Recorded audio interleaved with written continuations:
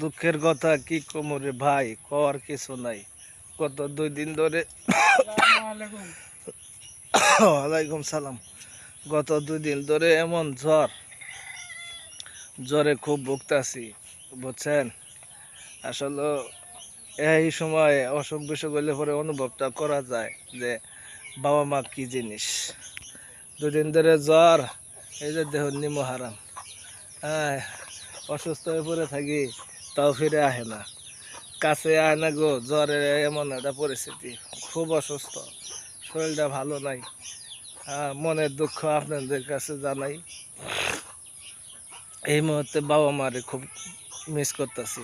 বাবা মার কাছে থাকলে পরে যদি না ফেরার দেশে চলে গেত, যদি আমার বাবা মা থাকতো তাহলে আমার পাশে সবসময় তারা থাকতো। 2 দিন ধরে প্রচণ্ড জ্বর ঠান্ডা, আর ভালো লাগলো না, মানে এমন পরিস্থিতি। গত রাত্রে মানে খুব খারাপ অবস্থা। এমনিতে শারীরিকভাবে খুবই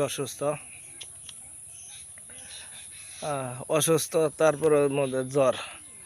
আর তো মনে করেন যে বলার কি, জ্বরে সারা রাত খালি মনে করেন যে শুধু 3টা 4টা করে খেতা কম্বল দিয়েছি, তারপরেও শীতে মানে না। প্রচণ্ড পরিমাণ শীত, এত পরিমাণ শীতে অবস্থা খারাপ বানানো হয়েছে, মানে খুব খারাপ অবস্থা। শীত করছে, মানে সারা রাত জ্বরে কাঁপে জ্বর উঠছে। তখন অনুভবটা করছি যে বাবা মা কি জিনিস। এই সময় যদি মা পাশে থাকতো, সারা রাত আমার পাশে জায়গা থাকতো। আর তো বউ, ভাই, সারা রাত আমি কাশি আর জ্বরে ভুগতাছি, সে নাক ডাঙ্গায় ঘুমাইতেছে। এমবারে কাজ করি, ইস করি, বাইরে কেউ পাশে না।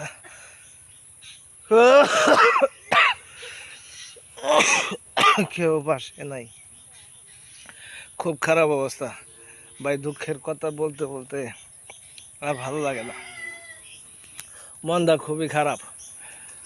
এই জন্যে আপনাদের কাছে জানাইতেছি যে সারা রাত জ্বরে ভুগছি, আপনাদের ভাবে আহে নাই।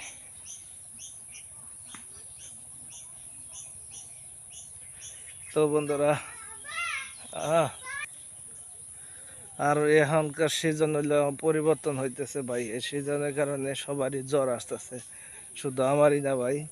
আসলে কি বলবো, এই সিজনের জন্যে ঋতু পরিবর্তন হইতেছে, দেখে সবারই জ্বর আসতেছে, মানে জ্বরে। আর বাইরে নাক দিয়ে পানি ফালাইতে ফালাইতে জীবনটা শেষ করে লাইছি। আবার নাকের দিয়ে এত পরিমাণ পানি, আর অসহ্য লেগেছে, খুব খারাপ অবস্থা। মনটা এই যে নাক স্যান করতেছে, খুব খারাপ লাগতেছে। তারপরেও মনে করেন যে কথা বলতেছি, নাক দিয়ে এলকায় টপটপি পানি পড়ে। কি কষ্ট রে ভাই, এই কষ্ট কার কাছে দেখাম। তাই ভাই, ধর্ম করে কই, কারো যদি মা বাবা থাকে, সবাই একটু মা বাবার যত্ন নেবেন। মা বাবা কি জিনিস আমি বুঝতেছি। ভালো থাকবেন সবাই, সালাম আলাইকুম।